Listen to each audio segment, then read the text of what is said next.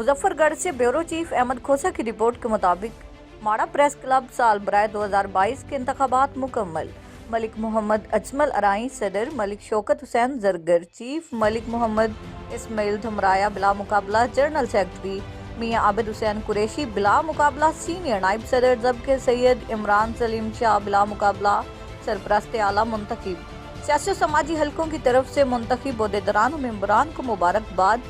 दीगर ओहदेदारान और मेंबरान में जाम रिजवान शाकिर माड़ा सरबराह, चौधरी उस्मान फ़हीम नायब सदर, Chaudhry Mohammad Tariq deputy president, Malik Mohammad Imran Dhamraya information secretary, Parvez Khan Baloch chairman, Samiullah Nasir सरपरस्त, Mohammad Akram Shaheen deputy general secretary, Yusuf Khan Baloch coordinator, Haji Ehsan Karim chairman, मजलिस आमला Mian Mehtab Zargar vice chairman, Jam Mohammad Asnain Mara finance secretary, जबकि मोहम्मद आरिफ सलीम शाहिद खान बलोच चौधरी अहमद रजा मेंबर मुंतखब हो गए।